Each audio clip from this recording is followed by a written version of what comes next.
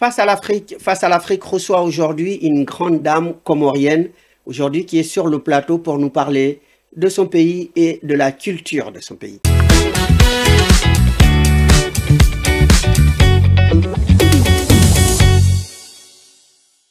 Mesdames, Messieurs, bonsoir. Donc, nous recevons aujourd'hui Madame Anyami Mchangama. Je crois que j'ai bien prononcé le prénom. Hein. Excellent. Eh ben, merci d'être venu, d'être sur le plateau de Africain. Je vais vous demander, comme à tous nos invités, de vous présenter à nos téléspectateurs. Alors, tout d'abord, merci de m'avoir accueilli sur votre plateau. Vous m'avez déjà présenté. Je suis Anyami Mchangama. Je suis comoro-française. J'explique. Je ne suis pas née en France. Donc, moi, j'estime que je ne suis pas franco-comorienne puisque je ne suis pas née ici. Mais je suis née aux Comores. Je suis arrivée il y a quelques années. C'était hier, il y a quelques années. Et, quelques années, ça fait quand même depuis 1979, vous m'avez dit. Tout à fait, tout à fait. Je suis arrivée donc tout jeune. Hein, je suis arrivée en sixième. J'ai fait ma scolarité ici, j'ai fait ma vie, mes enfants, et je me suis engagée dans le monde associatif, le monde politique, et je fais énormément de choses. Pour résumer, je suis dans le social. J'ai aussi la chance aujourd'hui de travailler aussi dans le social. Je travaille pour une grosse ONG nationale, donc la Confédération syndicale des familles, et dans laquelle, au niveau national, je suis aussi vice-présidente de l'Union régionale d'Île-de-France et je suis engagée pour la promotion de la culture comorienne. Vous êtes aussi productrice de l'infusion. Alors, je suis auto-entrepreneuse également. On dit auto-entrepreneuse ou entrepreneur? Oui, Alors, oui. pour un écrivain public, je perds un peu les mots là-dessus. Je suis auto-entrepreneur ou entrepreneuse. Je suis partie aux Comores pour découvrir mon pays en 2017. Je suis restée jusqu'à fin 2019 et j'ai découvert toute la richesse des Comores.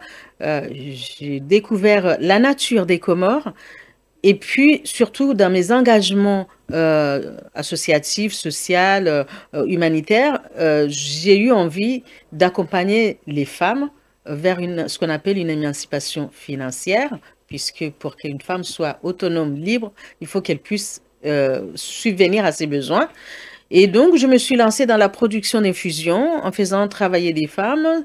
J'espère qu'un jour, je vais vraiment pouvoir embaucher vraiment des femmes. Donc, elles me font parvenir des plantes des Comores et moi, je produis et je fais des infusions. Sous forme de thé, Comme le Lipton, des sachets comme le Lipton.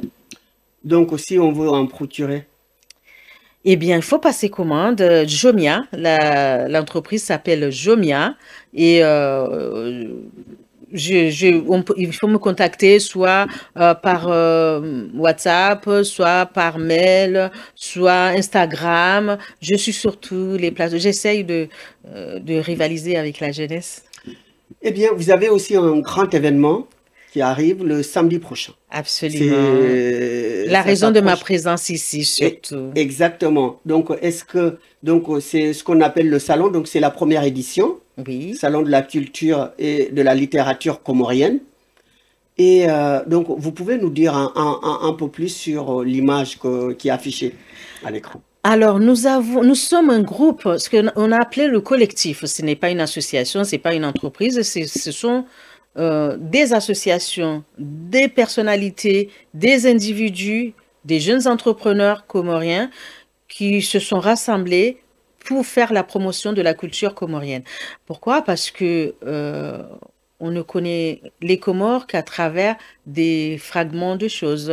Dans le temps, c'était des mauvaises images, des coups d'État. Ensuite, on nous connaît maintenant sur beaucoup de choses meilleures, avec Soprano, avec Rof, avec enfin tous les artistes chanteurs, mais aussi comorienne, voilà, mais aussi avec la CAN, puisque on a la chance d'avoir notre équipe qui a brillé à la Coupe d'Afrique des Nations. Elle n'a pas brillé, elle brille, notre équipe. Laissez-moi être fière. Et on s'est dit qu'il était de notre devoir de d'organiser, de mettre en place un moment où on peut nous découvrir parce que on ne peut mieux connaître un pays qu'à travers sa culture et sa littérature. Nous avons énormément d'écrivains comoriens, nous avons pas mal de maisons d'édition, je crois qu'il y en a 5 ou 6. Donc, on a décidé de lancer une journée qui sera la première cette fois-ci, mais que par la suite, on fera des journées pour compléter. Donc, d'où donc cette image, il y aura exposition, conférence, danse traditionnelle, concert. Donc, il y aura beaucoup d'événements. Bon. C'est une journée qui va être en 2 parties. Une journée d'exposition, de danse, sur pas mal de choses. Nous avons l'ambassadeur, le représentant des Comores à l'UNESCO, Bajrafil, qui, on ne le présente plus, il est assez connu, qui est, on va dire, entre guillemets, le parrain de cet événement, qui représente les Comores, qui va venir. Mais tout au long de l'après-midi, nous allons avoir des artistes. Nous allons avoir Sefel Badawi, c'est un grand artiste comorien qui n'est pas non plus à présenter, qui va faire une conférence, mais qui est aussi artiste, qui donc... il est artiste et homme de culture. Tout à fait, un grand homme de culture. Donc, il va nous présenter ses œuvres et son savoir. Nous avons une grande artiste qui est Nawal, par exemple, qui sera là l'après-midi pour présenter la musique comorienne acoustique. Elle a une spécialité, elle est acoustique.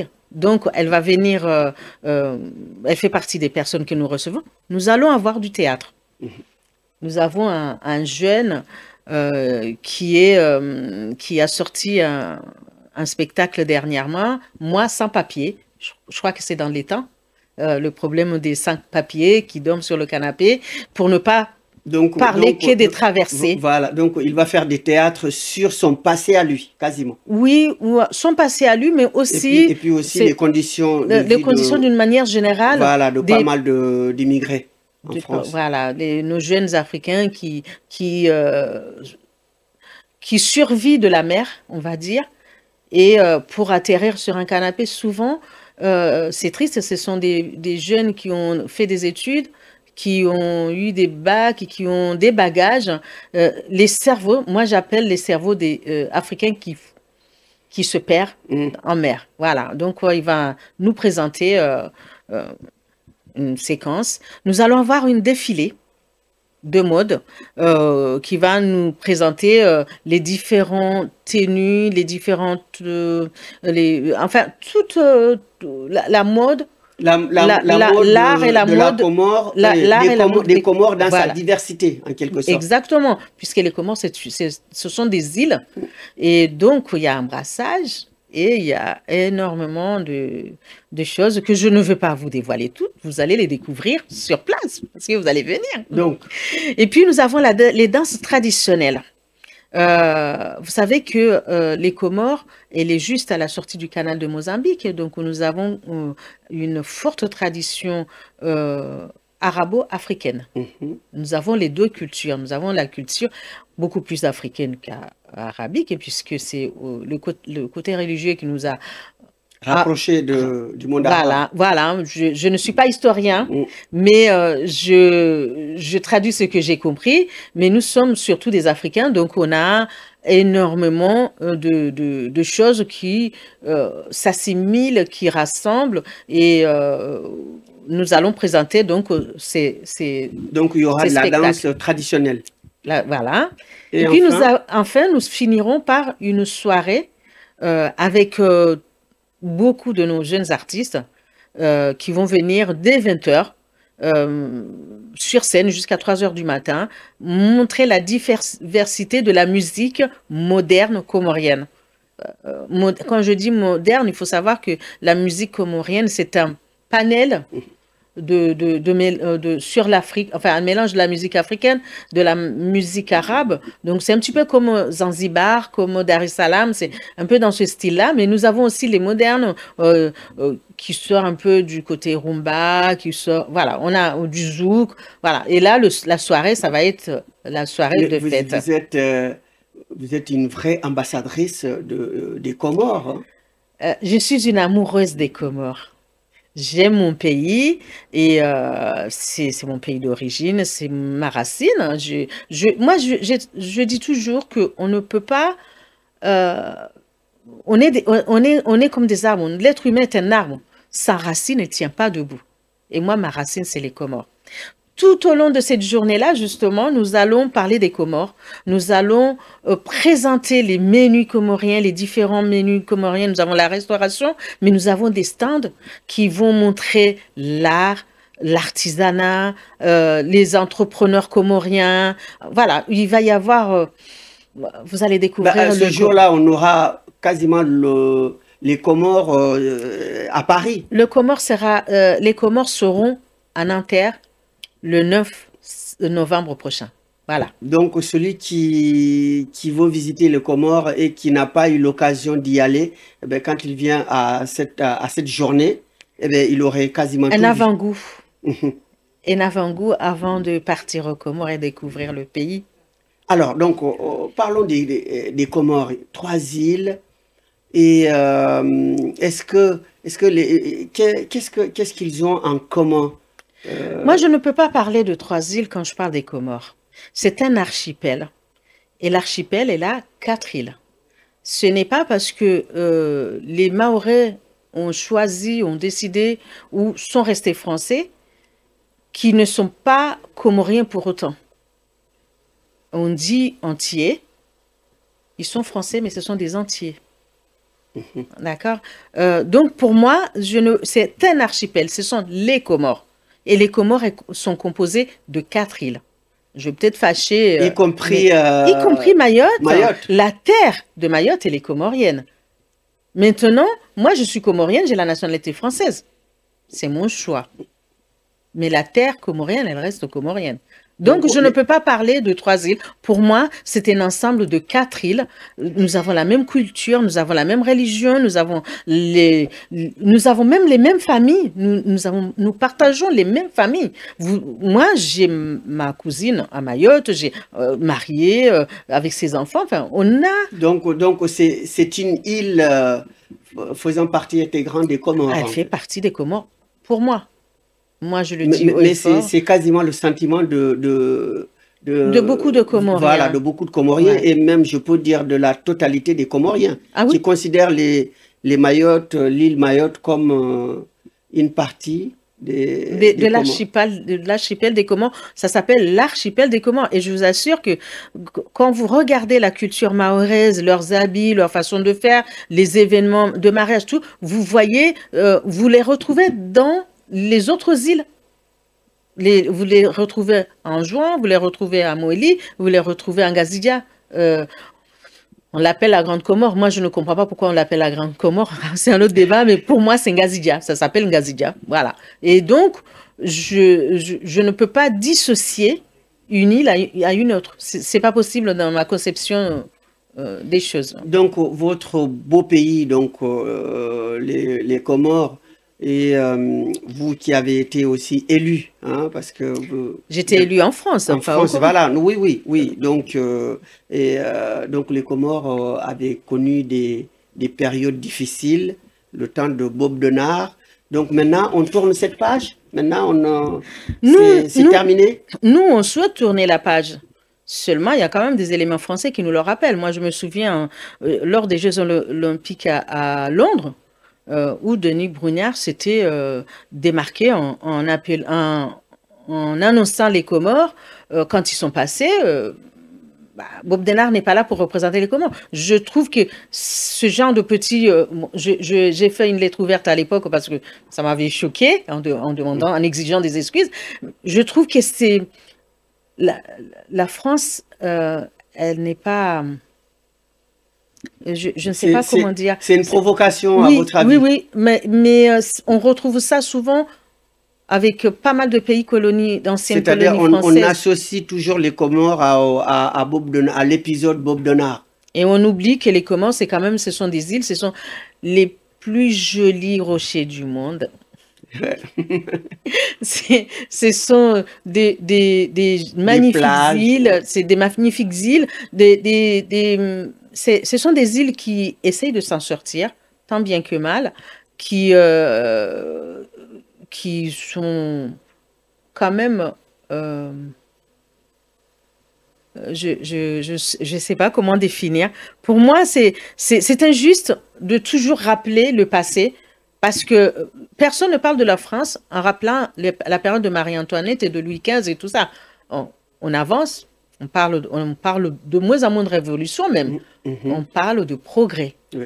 Et donc, je ne vois pas pourquoi aujourd'hui on parlerait de progrès en Si France, on aujourd'hui, ne parlerait pas du progrès si ailleurs. vous devez conseiller aux gens qui veulent visiter les Comores, qu'est-ce que vous leur direz? C'est quelle période qu'il faut aller visiter les Comores? C'est tout le temps ou Tout bien...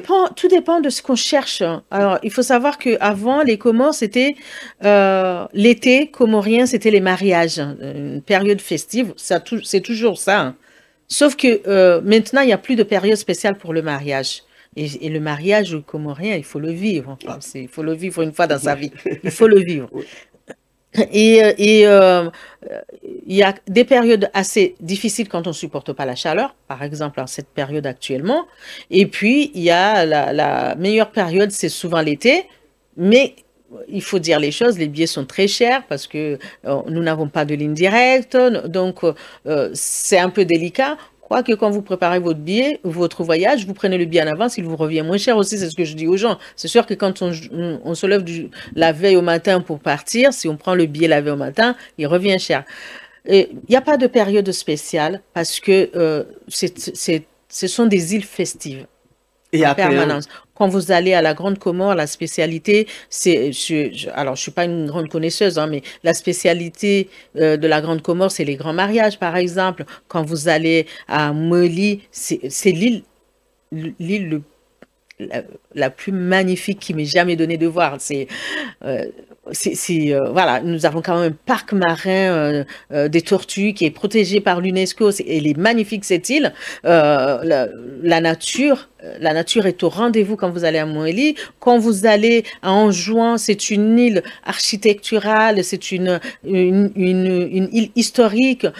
Voilà, vous avez des médinas, vous avez des endroits magnifiques à visiter. Quand vous allez à Mayotte, alors Mayotte, vous connaissez parce que vous la voyez tous les jours. Il ne faut pas regarder toujours ce qui se passe au niveau des médias, sur les délinquances. Les délinquances, il y en a ici, hein, il y en a à Sartrouville, là où j'habite, il y en a à Argenteuil, où j'habitais avant, et ainsi de suite. Il y en a partout. Donc, mais ce sont quand même des îles magnifiques, le lagon de Mayotte. Enfin, il faut y aller. Moi, je vous conseille, il faut y aller. Donc, voilà. Et puis aussi, certainement, il y a des grands hôtels. Les grands hôtels ont leur filiale là-bas. Alors, il y a des grands hôtels aux Comores. Moi, je ne suis pas, je fais pas la promotion touristique dans ce sens-là. Moi, je dis quand je vais dans un pays, j'aime aller chez l'habitant. Mais pour ceux qui ont la possibilité, qui ont envie de vivre du luxe, oui, il y a des magnifiques hôtels aux Comores. Mais quand on va chez l'habitant, moi, quand je voyage, je pars du principe que je vais, surtout dans des endroits comme des pays d'Afrique, je vais chez l'habitant, je vais découvrir le pays. C'est vrai. Je vais vraiment découvrir le vrai pays. Je vais découvrir l'environnement dans sa globalité, mais dans sa profondeur également. Mais je vais enrichir une famille. Je vais aller chez l'habitant et je vais permettre à cet habitant de pouvoir aussi nourrir ses enfants, sa famille. Voilà, moi, il y a un peu plus de 25 ans, j'avais un ami qui voulait aller aux Comores et un ami français pas de ma couleur, et qui, finalement, je lui ai trouvé un habitant, il est parti, au départ, il voulait partir 2 semaines, et puis quand il a su la location chez l'habitant, combien ça lui revenait, il est parti pour un mois, et il est revenu, il m'a dit, parce qu'il devait partir dans la Méditerranée, à la Méditerranée, et il a été trahi, et du coup, ses vacances, il ne savait plus quoi faire. Et quand il est revenu, il m'a dit, j'ai fait mes calculs, j'ai payé la même somme, j'ai dépensé exactement la même somme un mois aux Comores que j'aurais dépassé 2 semaines dans la région méditerranéenne en France. Ça veut Et dire que donc avec tous les la vie dépaysements, est raisonnablement moins chère. elle est vraiment moins chère. Donc, avec le dépaysement, voilà. Est-ce que donc est-ce qu'il y a une forte communauté comorienne ici en Ouais. France? Alors, en France, on spécule hein, sur des 500 000, 600 000, voire même. Mais je crois que nous sommes à plus de 300 000 Comoriens en France. Il y a une D'accord. forte communauté comorienne en Hommes, France. femmes Oui, et enfants et compris. enfants. Bah, il faut savoir que on est là depuis. Bah, moi-même, je suis arrivée fin des années 70. Hein. Donc, ça veut dire que mes parents sont là déjà avant. Avant, il y a ceux qui viennent, mais il y a ceux qui sont là, qui sont nés là et qui ont leurs enfants là. Ce qui pose quand même un petit souci, justement, c'est quand j'attends dans les médias, et là, c'est pas que les Comores, hein, quand j'attends la politique française. Oui, je sais, je suis politicienne, mais ça m'empêche pas de critiquer la politique. Quand j'entends la politique dire, oui, bah, c'est le Comorien, le jeune Comorien, le jeune Sénégalais, le jeune Malien. Moi, ça me fait rire, hein, parce que moi, Joachim, il est né en France. Il n'a rien d'un jeune Comorien. Moi, mon fils, il est né en France. Je ne vois pas en quoi il est jeune Comorien. Il connaît pas. Il connaît pas. Il connaît Il pas. est né en France. Il est nourri par la France. Que ça soit nourri de la bouche, que ça soit nourri de l'esprit, de la culture. C'est un Français. Pourquoi on le renvoie? Et après, quand il y a des délinquances, on s'étonne qu'il y a de la délinquance. Mais ces enfants-là, ils ne s'y retrouvent plus. À force de leur rappeler d'où ils ne viennent même pas, bah oui, ils finissent par ne plus se retrouver. Ouais. Donc, si on part tel que la politique le dit, oui, on est énormément de Français, des Comoriens en France. Alors, donc, il y en a surtout des Comoriens très connus, Soprano, qui est né à Marseille, et très grand chanteur, et d'autres également. Donc, aujourd'hui, est-ce qu'il y a des Comoriens qui décident quand même néanmoins de retourner aux Comores pour aller s'y installer, après avoir passé beaucoup d'années en France? Il y a beaucoup... Moi, déjà, mon mari, il est allé s'installer.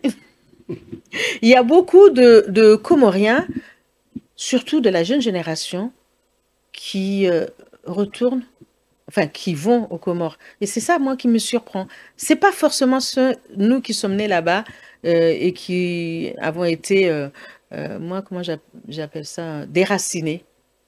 Non, non, ce sont nos enfants qui s'amourachent des îles et qui vont... Qui sont nés ici et qui ont le désir de découvrir. Et qui vont s'investir. Le pays de leurs parents. Soit ils sont nés ici, soit ils sont arrivés tout petits, mais ils ont cet amour.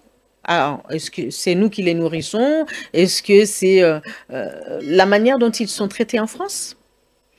Ça leur donne envie vraiment de devenir ce qu'on leur demande d'être, parce que quelque part, on leur demande d'être. Mais moi, j'ai constaté ces derniers temps, il y a beaucoup de jeunes qui vont aux Comores pour s'investir, qui essayent de s'installer aux Comores. Est-ce que dans le milieu comorien, qui est quand même assez traditionnel, est-ce que la femme, quelle est la place de la femme? Alors, c'est comme dans tous les milieux africains, la femme est le pilier de la famille. On dit que les Comores, c'est un pays... On dit, non, le Comore, c'est un pays matriarcal. La femme, elle a vraiment sa place prédéfinie. Après, c'est un autre débat. Comme dans tous les pays africains, l'homme l'homme laisse rarement l'espace à la femme. Voilà, on va dire ça comme ça. L'homme laisse rarement l'espace à la femme. Aujourd'hui, moi, dans mes combats pour l'émancipation de la femme ou pour enfin, le combat pour la femme, moi, je dis qu'on ne peut pas demander à la femme de se battre pour son émancipation. C'est à l'homme de l'accompagner vers une émancipation. Et tant que l'homme ne s'investit pas là-dedans, on n'aura pas le résultat que nous cherchons à avoir. Le combat de la femme ne doit pas être mené par la femme. Parce que la femme, je suis persuadée que la femme, en tout cas en grande majorité, elle est convaincue de son existence. C'est l'homme qui a du mal à accepter de l'existence de la femme. Or, quand vous allez en Afrique, vous serez d'accord avec moi, Akari, qu'en Afrique, c'est la femme qui fait tourner le pays. La plupart du temps, l'homme en Afrique, d'une manière générale, l'homme est dans le canapé et attend que la femme vende ses cacahuètes au marché, se dépatouille avec les tomates au marché, ouvre sa petite boutique. C'est la femme qui tient le pays dans la main. Pas la famille, le pays. Parce que qu'est-ce qui fait tourner un pays? C'est le commerce. Donc, d'une manière générale, alors, on leur fait confiance pour aller chercher le riz à servir le soir, mais on ne leur fait pas confiance pour aider à diriger le pays. C'est aberrant. Oui, mais donc, ça nous amène aux élections aux États-Unis, juste un petit point. Donc, une femme qui était candidate et qui a été battue, est-ce que, à votre avis, c'est ce plafond qui est vers que les femmes n'arrivent toujours pas à franchir dans les pays? Et sachant également qu'en France, il y avait une candidate. Justement, moi j'ai fait la campagne de Ségolène Royal, justement, et vous imaginez ma déception. Hein. Et pourtant, l'une comme l'autre avait fait de très bonnes campagnes, comme Kamala et Ségolène, donc, mais à l'arrivée, c'est... Justement, donc ce n'est pas un problème de pays, c'est un problème d'esprit, d'état d'esprit, de l'être humain. De mentalité? Oui, je pense que l'homme, d'une manière générale, n'est pas encore prêt à voir la femme diriger le pays. Si, il y a des femmes hein, dans d'autres pays, hein, mais combien? On en compte, il y en a 2, 3 qui ont dirigé des pays. Il n'y en a pas beaucoup. L'homme n'est pas encore prêt à laisser cette place à la femme. Il estime que c'est sa place. En fait, c'est ça le problème. L'homme estime que c'est sa place. Mais il a besoin de la femme. Hein. Oui. Mais c'est sa place. Ah. Donc, mais ça n'empêche pas aux femmes comme vous êtes lancées en politique et donc vous avez été élue. Donc aujourd'hui, si vous conseillez aux jeunes filles qui hésitent encore, qu'est-ce que vous leur direz? Il faut s'engager. Il faut s'engager. Le monde ne changera pas de lui-même. Hein. Le monde ne changera pas de lui-même. C'est l'homme d'une manière générale, l'homme et la femme, hein, qui changeront le monde. Alors, ça, c'est une première chose. Une deuxième, j'ai envie quand même de parler à l'Africain que je suis. L'Africain global.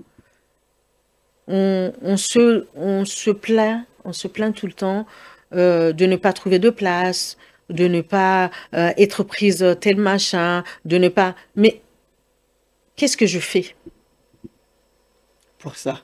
Voilà. Qu'est-ce que je fais? Je parle d'ici. Je ne parle pas de l'Afrique. Je parle mes soeurs, mes frères, mes enfants qui sont en France, qui vont me dire, mais je ne comprends pas, quand on va à la mairie, on trouve toujours la même communauté, on trouve toujours le même machin, il n'y a jamais notre communauté. Mais tu fais quoi? Il faut s'engager. Je prends juste un exemple. C'est peut-être le bon, c'est peut-être le mauvais. Moi, en tant que socialiste, je veux dire les choses. Moi, je prends l'exemple de Dieynaba Diop, de Les Mureaux. Qui est députée, ouais. Qui est devenue députée. Ouais. Parce qu'elle s'est engagée. Elle sait ce qu'elle veut. Elle se bat pour avoir ce qu'elle veut. Pour se faire sa place. Je prends juste ça. Je prends Aïssatou aussi. De Bondy. Elles se battent, ces femmes-là. Je peux en prendre d'autres, mais voilà, c'est juste des exemples pour montrer que quand on se bat, Le résultat est au bout. Il est au bout, forcément. Et quand on croit, on se bat et on croit à ce qu'on fait. C'est pas tout que de se battre juste pour se battre. Il faut croire en ce qu'on fait. Et le résultat, il est au bout. Alors, donc, face à la caméra, parce que nous arrivons au terme de l'émission, face à la caméra, et quel appel lancez-vous, surtout pour l'événement, à la communauté, enfin, à tous ceux qui désirent venir? Donc, est-ce que les gens ont besoin d'invitation pour venir à l'événement, ou bien c'est... L'événement est ouvert à toutes et à tous. Cet événement, nous ouvrons les portes à 11 h. Nous lançons le lancement à 13 h officiel. Toute l'après-midi, on est là, et la soirée. L'entrée, elle est à 20 € par personne, mais si vous faites une, comment on appelle, si vous payez en ligne, c'est 15 €. C'est gratuit pour les enfants de moins de 10 ans et c'est 5 € de 10 à 17 ans. Donc, nous, l'objectif, c'est faire découvrir les Comores, pas que les Comoriens. On attend les Comoriens qui se découvrent, parce qu'il faut se découvrir, mais on attend aussi nos frères et sœurs de tout continent, de tout le continent, ou ailleurs, hein, ou du monde entier. Du monde entier. Ouais. On attend que les gens viennent découvrir les Comores et l'Afrique, hein, parce que les Comores, c'est aussi l'Afrique. Viennent découvrir notre culture, qui est multiple, qui est magnifique et qui est... Vous n'allez pas être déçus, Béné? Merci à nos téléspectateurs, merci à Madame d'être venue sur le plateau. Vous êtes une femme charismatique, passionnée, et puis qui aime vraiment son pays et même le continent. Eh bien, je vous remercie d'être venu. Merci, merci beaucoup. Rendez-vous samedi 9 novembre, dès 11 h. Alors, l'adresse, c'est au 98 rue du 8 mai 1945 à Nanterre. Alors, il y a une erreur dans l'affiche, hein, on a mis 18, mais c'est 98 rue du 8 mai 1945 à Nanterre. On vous attend nombreux et nombreuses. Merci, Carrie, merci pour cette invitation. C'était un plaisir. Très bien, merci les téléspectateurs. Donc, je vous retrouve à la prochaine. Merci.